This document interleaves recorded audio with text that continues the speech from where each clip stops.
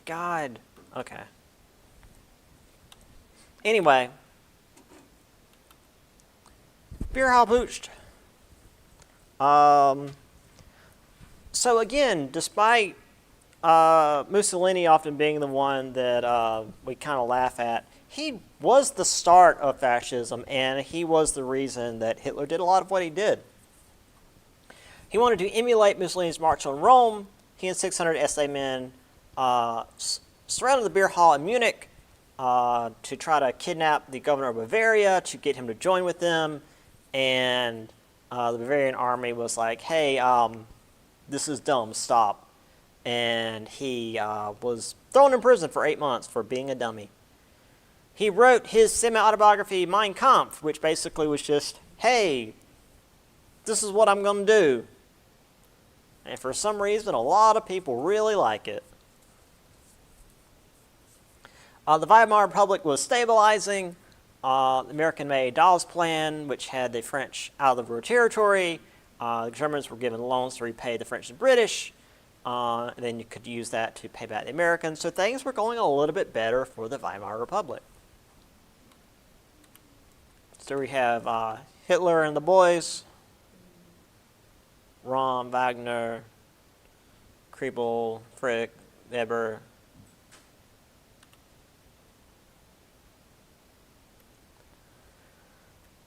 Further in Eastern Europe, Poland, Hungary, Bulgaria, Romania, Yugoslavia, and Czechoslovakia all had concerns with the various peace treaties. They wanted more land and also wanted to try to maintain some level of ethnic purity, which never goes well for anybody. So there was incredible violence, lots of ethnic cleansing, which means lots of genocide. Eastern Europe has been bad for a lot of people. Many people were left without a nation, wandering into new countries without any kind of identification papers. So League of Nations created the Nansen Passport so that they could try to settle to some degree. But this still didn't ease the tension of these countries that had nothing, having more people coming in who had nothing.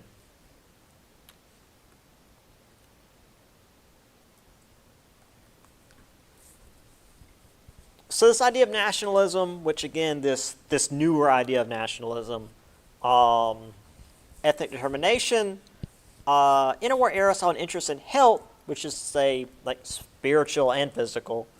Women who had gone to work during the Great War were expected to return home. Men were encouraged to be physically strong. Ideal men began to resume classical Greek and Roman statues, began to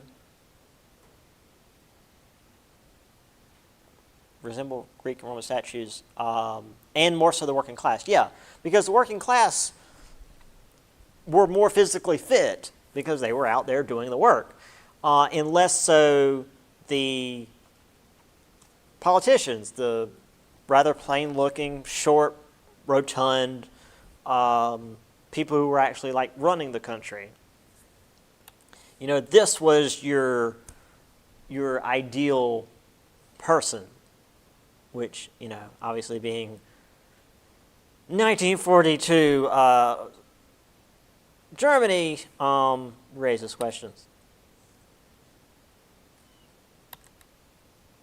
Yeah, all right. You want to see what I'm looking at? What?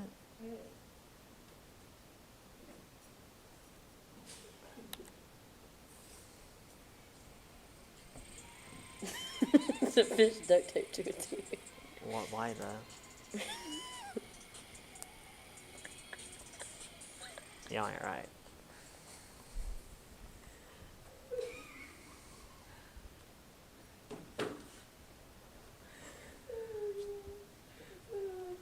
For the people that had to hear my laugh on the thing.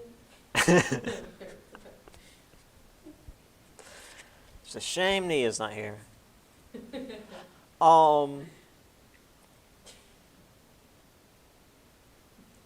So, new art at the time: Picasso, Kandinsky, housing more and more necessary, cost-efficient housing plans, Soviet Union creating public kitchens, existentialism, yeah, especially after the Great War, this like existential dread really. And idea of enlightened knowledge was seen as being dead. You know, humanity was capable of so much horror and destruction. It's like, are we really enlightened if we can do this to ourselves?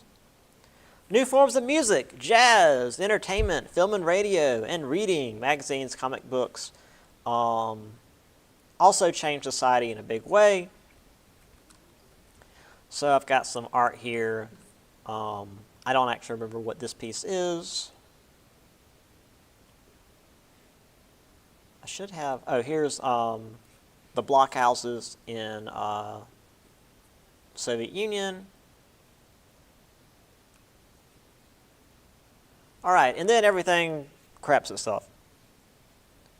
U.S. stock market crashed, stopped the influx of short-term loans into Europe, caused the countries to devalue their currencies, set up trade barriers, which just made everything crash more. Wages fell, unemployment rose.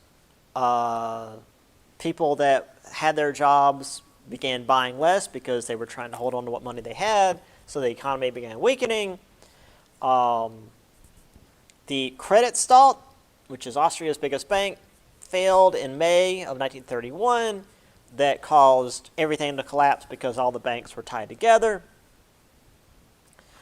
Great Britain devalued their pound, set up tariffs, and caused really the Great Depression in Europe to fully come to a head. Countries scrambled to get off the gold standard, and the common man looked for solutions. And of course, the solution for the common man was often, well, whoever said they had the solution, and that was often the people who wanted the power. The Germans were typically hit hardest by the Depression because they were already in a really bad place to begin with.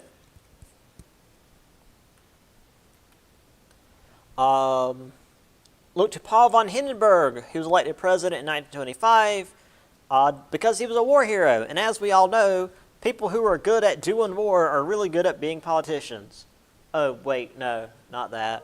He wasn't good at being a politician. So to stem the tide of the Great Depression, he was pushed to elect a chancellor, and he did a lot of that. And there were a number of chancellors, and they didn't do a very good job, so he eventually elected Adolf Hitler.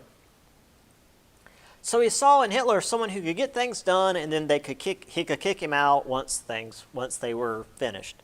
And like a number of individuals we've seen before in this class of, hey, this guy can get stuff done and then I can get rid of him, it didn't quite work out. We've seen this once before in this course, and then another time in 103, for those of you that were here for that. And Hitler was one of the little people. He wasn't a noble. He wasn't, really didn't have that many connections. But he did have, the connections he had were a lot of other little people, a lot of not just the German population, but a lot of other individuals who weren't really high up in, nobility or even officer rank. But they were intelligent and they knew how to get things done. And when it came to what he needed, as we're going to see, they got it done. So there's Paul von Hindenburg. So yeah, here's Hitler's little men. Consolidated power. Hermann Göring served as the Prussian Minister of the Interior. rounded up enemies of the party. Boy, this is sounding familiar. Heinrich Himmler expanded the SS, or Schlieffenstaffen, security guards. Sorry, Schlutenstaffen, not Schlieffenstaffen. Schlieffen, that's the other thing. Hitler gained Hjalmar Schacht, economist to put in charge of the Reichstag to save the German economy. Joseph Goebbels, orator who took the title of Minister for Public Enlightenment and Propaganda. At least they put that in the title. Yeah, Goebbels was a big fan of doing the propaganda. Other than Schott, none of them were highborn or otherwise remarkable. They weren't any kind of, high position that would have really helped them prior to the Great War. But due to the Great War and everything being in shambles, their skills really got the Nazi state going.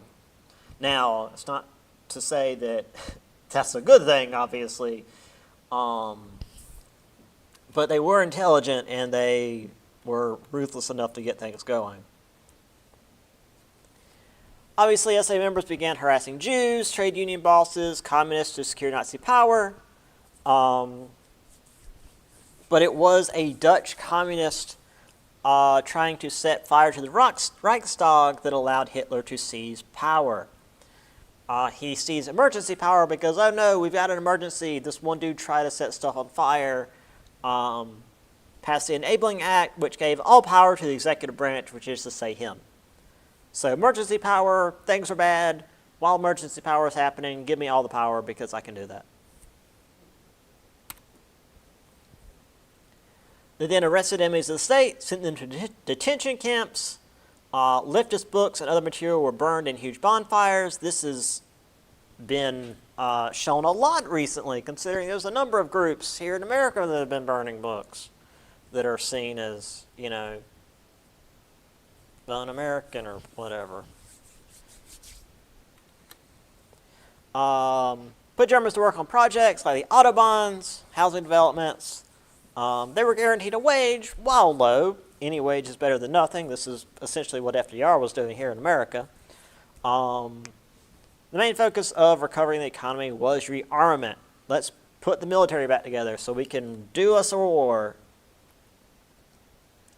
So there's Hitler breaking ground on the Autobahn.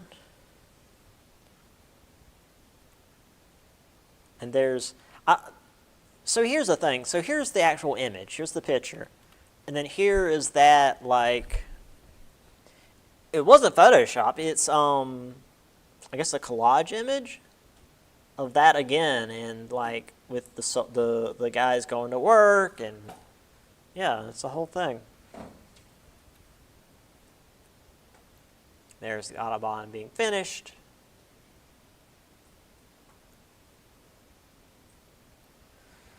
And then we move into the rough stuff. So, the SA apparently was doing a little too much, even for Hitler, which is saying something. So, I know, Hitler's seen as, the worst dude ever, which... he's up there. But he wasn't like Stalin, where it's drag the people out in the streets and shoot them to send a message. He's we need to be a little more quiet about it. The SA was not being quiet about it. Was that me again? I've got a bunch of emails to read. Its leader, Ernest Röhm, was making noise about merging the SA with the regular military, which would have given him a lot more power. On June 30th, the Gestapo and the SS were ordered to destroy the SA. So over 3 days, there were a number of murders, which, I would assume quiet, coordinated murders would just be assassinations. They wiped out Röhm and 90 supporters. This Röhm Putsch caused quite a lot of outrage, even within Hitler's party, because it's the dude just wiped out a bunch of his dudes. Again, 90 doesn't seem like that much compared to what we just saw with Stalin, but, and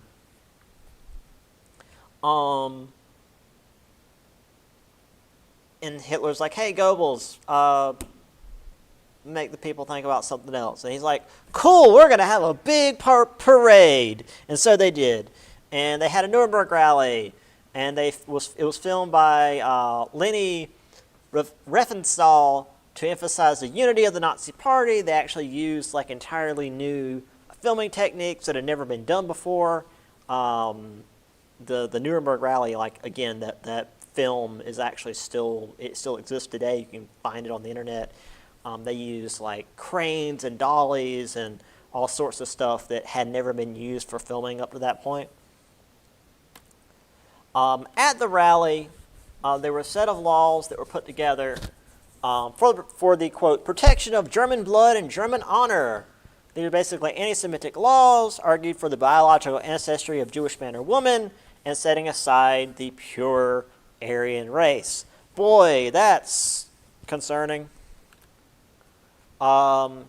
Jews were considered stateless, given no rights that would normally belong to a German citizen.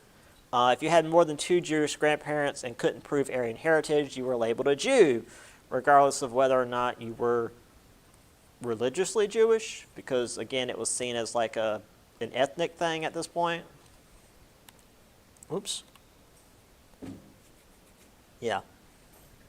So things are spiraling quickly. And so Mussolini sees this as a sign that he could probably take more power. He avenged himself upon Ethiopia because, as we saw, Ethiopia beat the brakes off of Italy back in 1896.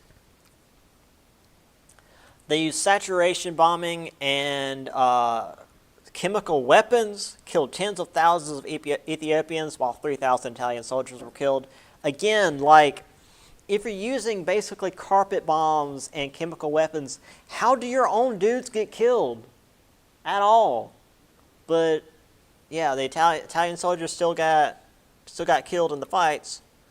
1936, Italy and Germany signed the Rome-Berlin Axis Pact, and signed the Anti-Comintern Pact with Japan. And finally, we have the Spanish Civil War. The First Spanish Republic had been overturned in 1923 by Miguel Primo de Rivera, so military dictatorship, to get rid of corruption, but obviously it didn't fix the corruption. Tendered resignation to King Alfonso XIII. They reestablished a republic. The Constitution was written by anti-clerical liberals and socialists, which broke the church, and many radicals attacked the clergy, which caused the radical left to provoke a radical right response. So everybody fought everybody. Liberals won elections, so far-right groups responded by attempting a coup, so there was a big civil war. So liberals versus, socialists? Not liberals. Liberals versus fascists. Both got outside support. Though the right under Generalissimo Francisco Franco won because he got support from Nazi Germany, which is to say, Hitler wanted to test out his Luftwaffe, and what better way than to bomb the crap out of a country that he didn't really care about, which is to say Spain. So here is a city in Spain after the Luftwaffe just bombed it because he could.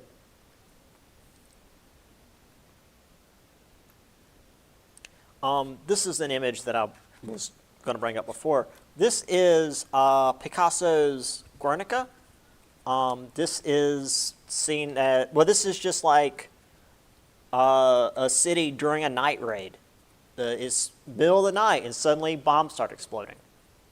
And it's meant to depict just confusion and people, running out of their houses and stuff's on fire. And there's, cows and horses, running out of the stables and into the streets. And there's like a mother over there with their child and people are falling into the streets and it's darkness and chaos and fire and no one knows what's happening. He showed this, I've got one more slide after this. He showed this at a World Fair when Germany was there, like Nazi Germany, because the war hadn't happened yet, or World War II hadn't happened yet, they were pissed. And it was huge. Like, this isn't how big it is. Well, this is how big one of the prints of it is. But it was like the size of a building wall. He like unfurled it. It was, yeah, Picasso was, he was very funny. Okay, so we will end with the Anschluss. So the fascist leader of Austria, Engelbert Dollfuss, Jesus Christ, I'm glad we don't have to talk much about Engelbert Dollfuss. I wouldn't be able to keep a straight face. Tried to maintain Austrian independence, banned both Nazi and socialist parties, but he was assassinated by an Austrian Nazi. I wonder how that happened. I wonder who might have said that maybe we should get rid of this guy. However, Hitler allowed Austria to remain independent because he was busy with other stuff at the time. They'd get back to that. King Schuschnigg took over as chancellor, was forced to call a vote on Austrian independence on May 13th, 1938. But the day before the Nazis staged a coup, German forces moved in through the north on March 12th. And by March 14th, 99% of Austria supported the Anschluss. Boy, that's a heavy percentage. Sure sounds legit. So there's Germany. Where the hell is my mouse? There's Germany. There's Austria, as it's being absorbed. There's poor Czechoslovakia. Also, there's East Prussia. I'm pretty sure East Prussia is still there today. I remember seeing it on a map. That's technically still Germany, even though Poland is here. But yeah, there's Germany, and Austria. And here's some folks really excited. There were people in Austria who wanted the Anschluss. And here's some folks that are real excited about it. And this dude looks a little bit nervous. He's like, man, I wasn't quite expecting this.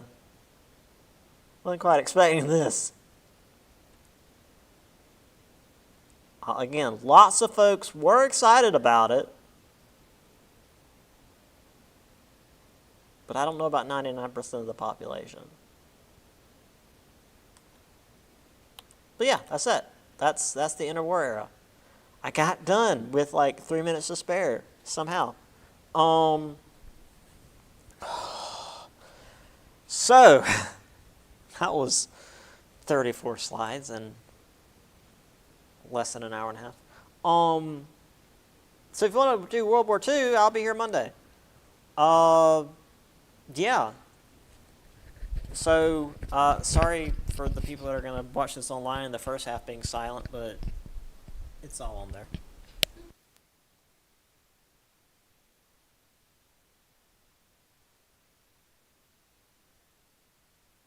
Might as well record this too. Next Monday, we'll do World War II.